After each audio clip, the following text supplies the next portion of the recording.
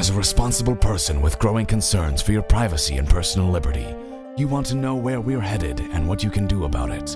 We ask the experts what you need to do to take prudent and responsible action to safeguard your family's wealth and well-being, and what basic first steps will help you to be aware and prepared.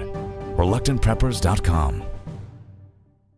Welcome back, Reluctant Preppers. We have a very special guest tonight, Dr. Arthur T. Bradley. He's a senior engineer at NASA. He's an Army veteran, martial arts expert, author of multiple books on preparedness, and also, most recently, author of the Survivalist series available on Amazon. Dr. Bradley is here with us today to talk about a very particular type of threat to anyone who lives in an industrialized country. Dr. Bradley, thank you for joining us here on Reluctant Preppers. Sure, thank you for having me. You've written recently about the reality, the risks, and the types of threat that come from an electromagnetic pulse, or EMP.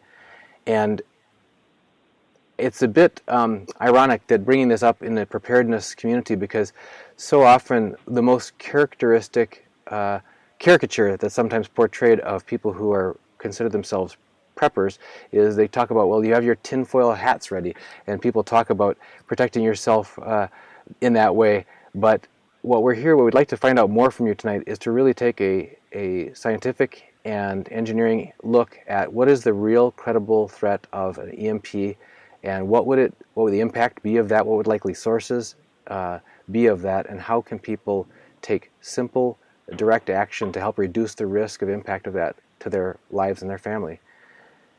So, first of all, if you could help our listeners know who you are and why you're specifically qualified to talk about this subject. Sure, yeah, so that's actually a very good question. If you search the web, just sort of EMP and how to protect against an EMP, you'll find lots of sort of advice, and some of it agrees and some of it disagrees. So I really recommend people, ask the questions of who is it that's telling me this, and are they really the right person to be listening to? So each listener can decide on their own whether I'm that person or not, but they should at least ask that question. So I think it's where you should always start. So a little bit about me, I think you mentioned I work at NASA during the day, which all that means is that I'm a technical engineering sort of guy. I have a PhD in electrical engineering from Auburn University. I'm a certified EMI/EMC engineer, and of all of my credentials, that's probably the one that's most relevant to this topic, and that really just means that somebody has professionally worked in the field of electromagnetic interference and compatibility. And there's not that many of those folks out there, but it means that they sort of their day job is working with electromagnetic stuff. So that's something I can at least tout. I'm also a licensed professional engineer, and I've worked for, the last 15 years or so, helping NASA through various problems, many of them related to EMI/EMC. So just from a technical standpoint, I have a pretty good background. I'm not going to say I'm the leading expert in the world on electrical engineering, but I have a pretty good background in the field, and so I can talk about some of the important aspects of an EMP that maybe somebody who didn't have an engineering background couldn't really talk to. Well, let's start with that. What is an EMP? Right. So an EMP, as you said, is just an electromagnetic pulse, and really all that is it's a very short duration in time pulse of electromagnetic energy. And so it can be caused by many different things. I mean, we probably all know when you have a storm go by, if you're watching television or something, and lightning strikes nearby, you'll get a little zap on the television, a little disturbance. And that's really due to the electromagnetic pulse that the lightning puts out. It's a very high current event that happens, and it sort of puts out this broadband pulse. And anything, electronics-wise can pick that up and somehow transmit it in ways you can see it. So lightning is certainly an electromagnetic pulse. The sun also emits things called coronal mass ejections and solar flares, which can cause electromagnetic pulse events at Earth as well. And then the one that we're talking about mostly is high-altitude nuclear-generated electromagnetic pulse. And that's really when you take a nuclear or atomic weapon and you detonate it in the atmosphere. You can detonate a relatively low atmosphere or a higher atmosphere if you want to get a broader area of impact. And there's some unusual phenomena that occur in the atmosphere when you do that, but you basically generate gamma rays, and the gamma rays end up perturbating the Earth's electromagnetic field, if you will. That's felt down at the surface of the Earth in many different ways, and we can talk about why that is. But that's really when people are talking about EMP, they're really talking about those nuclear-generated EMP events that happen. And that's a very different kind than the kind that would just be caused by natural occurrences. So what kind of countries are capable of initiating that type of an attack? Well, any country that has two things really could do an EMP attack. They have to have some type of missile that can get up high enough, and they have to have a nuclear warhead that they can detonate. And so you can go down the list of, sort of nuclear-armed countries in the world. But the two, I think, that are probably the biggest threat, maybe you can add a third one in, but the two that are certainly the biggest threat for the United States would be China and Russia. And Russia has made numerous threats throughout the years. They're very familiar with, they did EMP testing back in the 70s just like we did, and they're very, very familiar with the possible effects, and they've made very open comments about, well, not if we detonated an EMP over your country, you wouldn't do this, and so they've been pretty overt about it over the years. China hasn't been that way. They sort of operate in a different way, but they certainly possess the ability to do it. And the third one that might be a candidate, that we sort of consider on our unfriendlies list would be North Korea. And North Korea, if we follow the news, they're always working on their rocket technologies so that, they're trying to get something that can reach continental United States. And if they were, even today, without that full ability, if they were to take, maybe a trawler into the Gulf of Mexico and launch a missile up into the atmosphere and detonate it over maybe the eastern seaboard or something, they could really fundamentally change life in the United States for many years to come. Estimates of even a single EMP over the continental United States, especially on the eastern seaboard, could be like $1 trillion or more in economic effects on the country. So you can imagine what that would do from a single launch of a single missile. So, it's a real threat. I think there are others that could do it as well, but I think those are probably the most likely candidates. That kind of extensive damage, what kind of damage specifically would an EMP cause? Yeah, so that's where a lot of the misinformation sort of gets out there. Is there's been a lot of fiction written on EMPs. It's good fiction. It's good stories. I enjoy reading them like everybody. But so there's some things are known and some things are not known. And sort of the best data we have is from something called the EMP Commission report. And basically, the government got worried and put together a big panel of experts, and they sort of studied this question, what would be damaged? And so the data that I sort of spout and typically tell people is from sort of that report and what I've pulled from it. And so we can kind of go down the laundry list, but the biggest effect, without a doubt, would be to the nation's electrical grid. So it just ends up that these long transmission lines really take energy in very well. They act like these sort of nice antennas, and they pick up that electromagnetic energy. And they can, in turn, have so much current flowing in them that they can damage these very large transformers that are used to condition this power on this grid. And those transformers are very expensive and very hard to build, and they could take many months, if you took enough of them out, many months to be replaced. And so that's sort of the biggest threat. If you think about, well, what happens if 70% of the continental United States was out of power and would be without a power, let's say for 6 months, it's unlike any event we would have ever seen. And so that's sort of the big threat, taking out electricity, because it's sort of the lifeblood of everything else, right? All of the other infrastructures depend on it, and we can talk about that to some extent. But so the electrical grid is one.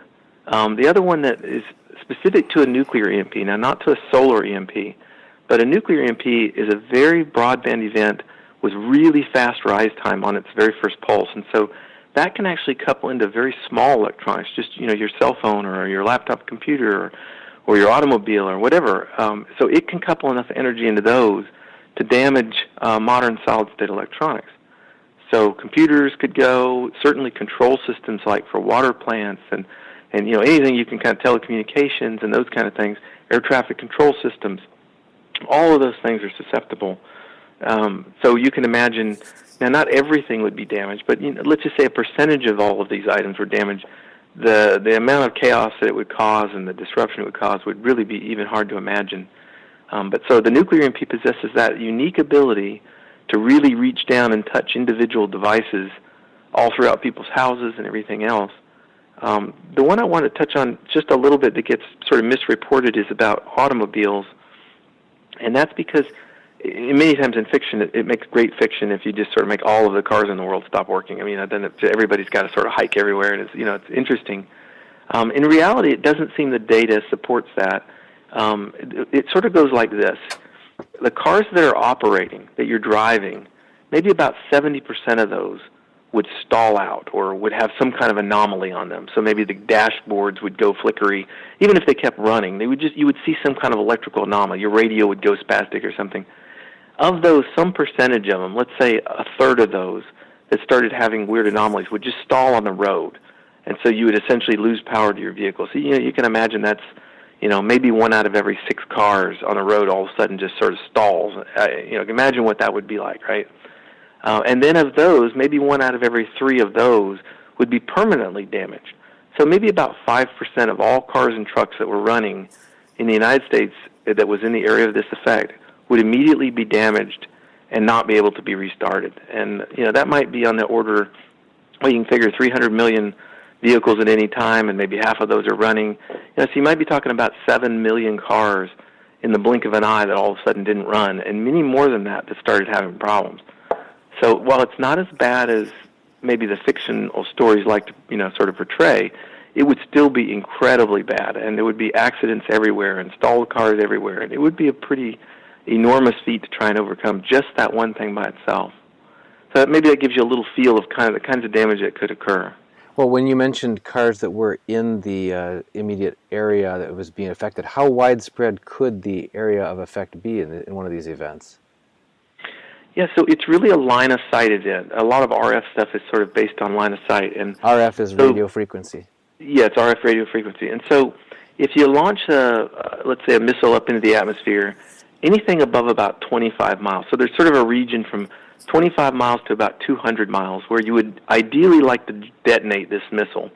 And that's because you're above what's called a source region, and that source region helps to sort of magnify the effect. So you want to put it up above about 20 miles, 25 miles, and the higher the better. If you can get it up close to a couple hundred miles, you can essentially see almost all of the continental United States from that one vantage point. And so in theory and in simulations, a single nuclear warhead, even a very modest one, detonated at that kind of altitude, a couple hundred miles, could take out about 70 to 80% of the continental United States. So imagine if you really choreograted a Russia attack wouldn't be one missile, it might be 10 missiles, and they would be spread accordingly to ensure overlapping coverage. So it wouldn't take much to take out a vast swath of the United States in terms of this kind of damage. In the face of that, how can people conceivably protect any of their personal electronics or their cars? Yeah, so cars are sort of everybody wants, well, what do I do? I've read all kinds of things from dragging a chain behind your bumper to various things, and the truth of it is on automobiles, there's really not much you can do. If your vehicle's not running, if an event were to happen and your vehicle was in the garage, it would almost certainly survive. If you were on the road, you were unfortunate to be driving to work or driving on the interstate, you'd have a pretty good shot of your vehicle surviving, but you'd also have a very good shot that something would happen. You would lose power for a brief period of time, but at least it would probably restart. But there's not much you can do to really protect it without having an engineering degree and really spending the time on how to reduce noise in electronic systems. And it just wouldn't be worth the time and energy. You sort of are at the luck of the dice in terms of your vehicle. So all of the hype that people say about you do this or you do that and you make your car less likely to be affected. I don't really see any data to support that. I will say that you could cover your car, for example, if it was stored. I did some testing for the book Disaster Preparedness for EMP Attacks, and where I built a homemade car cover, a conductive car cover, and I covered up my car and I did RF testing to see how much it protected it, and it did a pretty good job. It took about 95% of the energy that was incident on the car and shielded it from the inside. So you could develop something special like that if you were really, really wanted to protect it. But by and large, you're sort of at the mercy of where you are and what's going on, in terms of vehicles. Now, in terms of personal electronics, there is quite a bit more you can do. Most people have probably heard of Faraday cages, but just in case you haven't, it's basically just an enclosure, a full 360-degree enclosure. So, bottom, top, all the sides. It's a metal box of any shape. And, ideally, it's a solid surface. In a perfect world, it would be like a solid sphere of aluminum or something like that. And you put your stuff on the inside and close it up. Now, it could be like a box that you've wrapped in aluminum foil.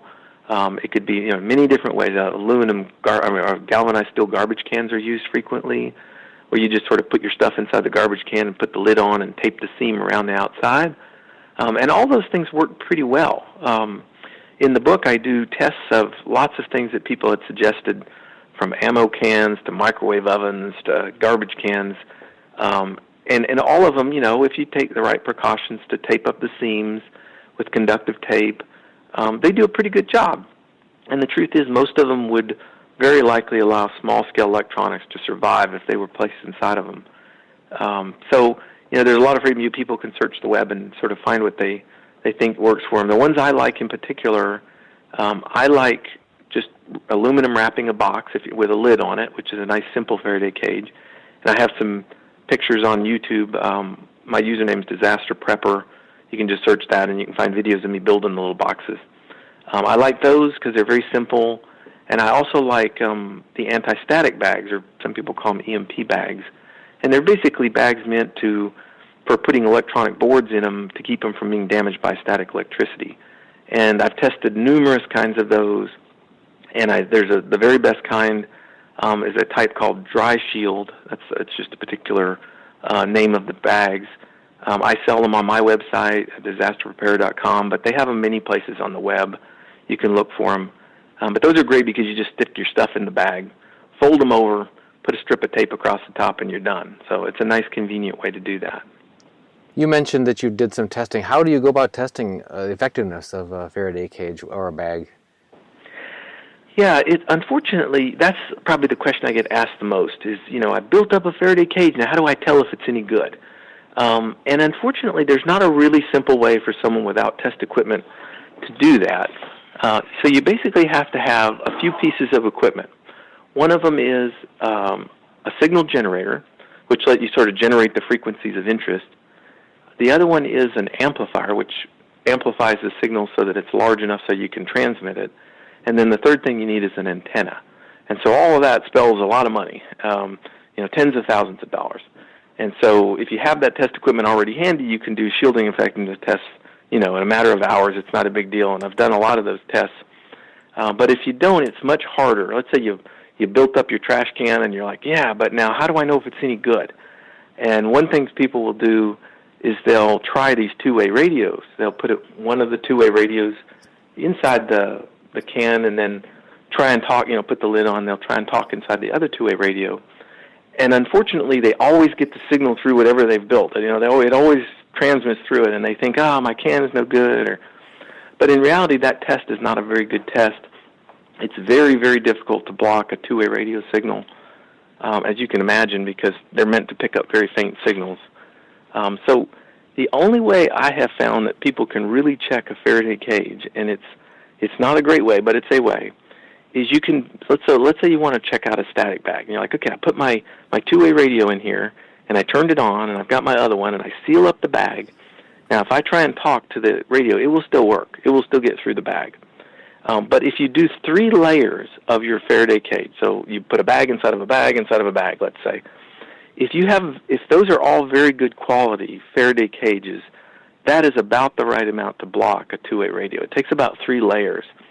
So it's not a great way because, who wants to build 3 layers of anything, but it does give you a way, especially if you were just checking anti-static bags, a pretty easy way of checking out your anti-static bags.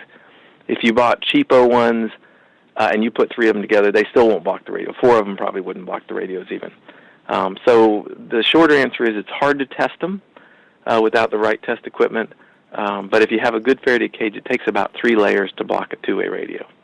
I'm thinking back to the movie Enemy of the State with Gene Hackman and Will Smith that came out about 5 or 7 years ago. And in that, the Gene Hackman character is ex-CIA, I think, and he's built this in this warehouse, basically an entire laboratory for himself. He calls it the bug jar, and he lives inside there, and the whole thing is made out of like copper mesh, but it's full of holes. It's not solid like what you're describing. So that's a follow-up question is, can your Faraday cage have holes in it? And does it need to be grounded?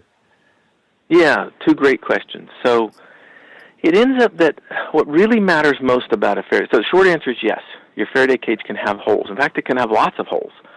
You can build a great Faraday cage out of, of fine mesh, like you can think of like a screen door. Small holes are fine. It ends up that as long as the holes are tiny with respect to the wavelengths of the incident wave, then that essentially acts like a solid surface anyway. So what really matters most is that you don't have any long seams. All right, so if you have your choice between a 1-inch diameter hole in the middle of your Faraday cage or a very thin 1-inch seam, you would take the hole every time, although that seems so counterintuitive. But it ends up that these narrow seams, these slots, they act as something called a slot antenna, and they let in this electromagnetic energy quite efficiently. And so there's an interesting experiment I do on YouTube where I take a galvanized garbage can and I just put the metal lid on it. It's nice and tight, and I put a spectrum analyzer inside of it so I can measure the signals. And then I measure them, and it ends up only dropping about what we call, and we measure in decibels, but it drops about 10 decibels of the signal, which is about 90% of the signal. The problem is that's not very good. You want to get like 50 dB or so. You want to drop about 99.7% of the signal. And so what I show is that if you just run a seam around the outside of that can where the lid goes on top of the can, if you run a strip of like copper tape or aluminum tape, you drop from 10 dB to maybe about 45 dB with just that single strip of tape. And so it really highlights the importance of those long, narrow seams and how they can let in the energy. So that's critically important. So yes, you can have small holes, but don't have any long seams that haven't been taped up. And what about grounded? Yeah, the grounding question I think is probably due more to misunderstanding. So we ground things all the time, especially we earth ground them, and oftentimes that's for lightning protection. So the idea is, lightning strikes nearby or lightning strikes a rod, and you want to shunt that energy away to earth as quick as you can before it has a way to find its way through your equipment. And so grounding is really useful in that way. And there's other reasons for grounding too, but that's sort of most relevant. Now with an EMP, the energy is not that kind of, find its way through every part, I'm going to shunt it away. It sort of sets up a field, a high intensity electric field across devices. And it ends up that if you have a really good Faraday cage, 360 degrees, like a box or something that you've made up, grounding it won't have any benefit whatsoever. And so going to all that trouble, I've seen people attach ground leads and then they attach an earth ground and drive a rod into the earth. If anything, it oftentimes causes their Faraday cage to not perform quite as well. So I don't recommend grounding a Faraday cage. It's not necessary. All the experiments we do with things stuck in Faraday cages the Faraday cages are freestanding. They're just sitting on tables, and they do a great job of blocking field. So I don't see any reason whatsoever to do that. Speaking of putting things inside a Faraday cage, what sort of items would you recommend people consider putting in a Faraday cage if they want to protect themselves? Sure. So, we can talk about broader preparedness in general. So a Faraday cage is just like, one little aspect of a very specific threat of this nuclear EMP. Just so I don't forget to say, if you have a solar generated event that causes an EMP, you don't need a Faraday cage because that energy does not couple into small electronics. Okay, so this is only for nuclear generated EMPs. But the kind of things people often talk about storing in it are any kind of like electronic medical devices, like a backup system for if you had glucose meters or whatever things that you might use for health monitoring that would be important. You can certainly have ham radios or any kind of two-way radio systems that might, so you can imagine if everything sort of went to hell in a handbasket and you couldn't communicate, any way of communicating would be useful. Shortwave radios are also nice. You could tune in if there's some emergency broadcast. You could tune into those. And people have gone down the list. Everything from disposable cell phones, which you have to question. Well, would there be any self-service? And likely there would not be. But nevertheless, anything that's sort of small scale, oftentimes used for communication. Other people have suggested things like red dot sights, for example, for your rifle. They don't want and understandably don't want those to be damaged, so maybe store those away. Things that you don't normally use on a day-to-day basis that you think in the times of real emergency, might be beneficial. And every person's sort of a little bit unique in that way of what they use and what's important to them. But that's kind of the idea of it. Well, how do we really prepare for something like this? Because the effects are broader than just that first moment. And you mentioned before the incidental effects could be broad and extensive across the economy, across the industrial and technology infrastructure. So, how do you go about preparing for a risk like this? Right. So this is one of those, high impact, low frequency events, right? And there are others that, super volcano explosion or an asteroid hitting the Earth or other. I mean, things that really fundamentally disrupt life, and for some period of time. It's not like in a week everything would be back to normal. And so those kind of preparations. I mean, it's not something you can do in a day or a week. You really have to sort of take a broad look at, how do I make myself where I can sort of sustain myself if I lost all of the support networks.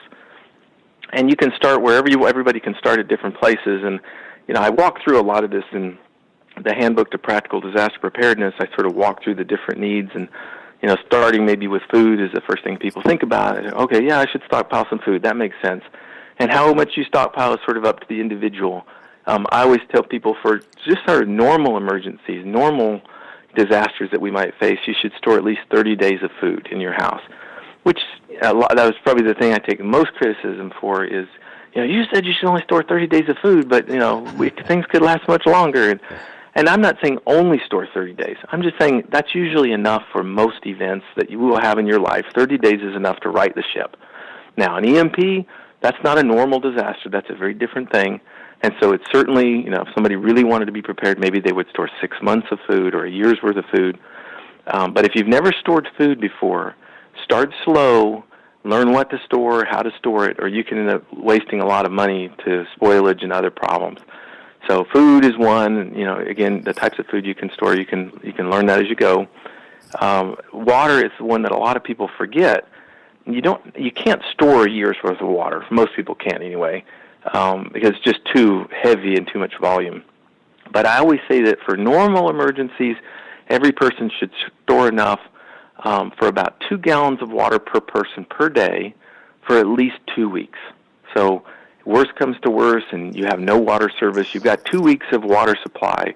If you're rationing it, 2 gallons of water is not a lot of water. A gallon for drinking, a gallon for cleaning yourself up each day. So sort of just like a ballpark of about 28 gallons of water per person. Again, that's for a normal kind of emergency, right? That's like, all right, I give myself a little buffer to gather supplies, Again, an EMP is not a normal emergency. So what you have to do for water, typically since you can't store it, is you have to identify some alternate sources. And you have to have ways of purifying and cleaning that water, making it safe to drink. So all of us, luckily, we live on a planet where most of us have water in various forms from rivers and lakes, and you can go on down the road and find different things. And so you have to figure out what's close to you, how you could retrieve that water, how you could purify that water, and sort of have a sustainable plan where you have enough water, to sort of maintain hygiene and also keep yourself hydrated. So food and water is sort of where it all starts. And then there's a whole list. I think I list 14 different needs that sort of people have to hit. If you rely on any kind of electricity for anything, you have to have some kind of little backup system for that. Could be solar powered. People say, "Oh, I have my generator," and that's fine for sort of short-term emergencies. If you've ever had a generator, you know what I mean. They drink fuel like it's crazy. They go through it very quickly, and you typically can only store about 25 gallons legally in the United States, or you'll violate the fire code. So, you might only be able to run your generator for a few days. So generator is generally not a long-term kind of solution just because of the fuel problem. So you typically have to go with, solar or wind or something that's sort of renewable, that you can keep charging up your batteries and then using your batteries to run something, that kind of thing. So one thing I do recommend people, if you don't have a generator system that you know and trust and really rely on, is to maybe look at getting an inverter, which is basically just a way to take the power from a battery and turn it into AC power that you can plug, your lights into or plug your washing machine into or whatever, that kind of thing. So an inverter, people can do some homework on different size inverters and what's important about them, but a battery system, an inverter, and then something to charge the batteries. That's sort of the 3 elements sort of a renewable system. Some way of charging the batteries, use the batteries to run the inverter, plug into the inverter, and run your equipment. So electricity is another one of them, and you can go on down the list: personal protection and firearms, and on and on and on. But it's a long-term, really dedicated person who can focus on sort of surviving these high-impact, low-frequency events, because most people will be grossly unprepared for them. And so, again, you start small, you make it where you can survive for a couple of weeks, if anything, and then you build that up to a month, and then you figure out, how do I go from 1 month to 6 months? What does it take? And it's sort of a life change to be able to do that. And if people want to find out more about your work, where can they go for more information? Well, they can go to my website, is disasterpreparer.com. There's some pre-information on there. I put out like some kits for your cars that people might keep things in their cars, or just some general preparedness information is on there as well. And they can also certainly search the web. I have various videos, and on Amazon, various books for sale about general preparedness as well as EMP attacks. So they could find me pretty easily. Arthur Bradley. If you search Arthur Bradley, you can usually find something. I can personally vouch for the usefulness of your book, the Disaster Preparedness Handbook. My son gave it to me as a gift, and I've enjoyed it thoroughly. It's when I first started this channel, it's like something that I had imagined I might be able to create, but realized quickly as I started, I didn't have the background information. I had some specific knowledge in very limited areas. I had intuition in a lot of other areas, but mostly what I became aware of was that I mostly had ignorance in a lot of areas. So I found that book of yours, the Disaster Preparedness Handbook, particularly helpful because of its breadth. It just gives a really thorough overview of many different aspects of what types of emergencies do occur, are likely to occur, how extensive they can be, and what goes through, like you said, a lot of different life necessity aspects and what considerations you might want to do to prepare for those in some areas that I certainly hadn't thought of. So really appreciate the depth of breadth of thought that you've put into this, and the generosity that you've brought to sharing your insights with people all over through your work. So if anybody wants to get in contact with you, is there any way that they should? Sure, they can go to the website, disasterpreparer.com, and then at the bottom there's a Contact Me link. You can just click that and it sends me email. Very good. Dr. Arthur Bradley, author of the Disaster Preparedness Handbook and several other books, including his recent fiction series, the Survivalist series, including your most recent episode of that just came out. What was the most recent title? Yeah, the most recent one just came out 2 days ago. It's called Dark Days. So check that out on Amazon, folks, and we look forward, hopefully, that Dr. Bradley will be willing to come back and address some of these other specific topics. Today we spent most of our time talking about EMP, but if we could talk with you about some maybe even higher frequency risks that people should be aware of or prepared for, we'd like to have you back again. Sure, that sounds great. Excellent. Thank you.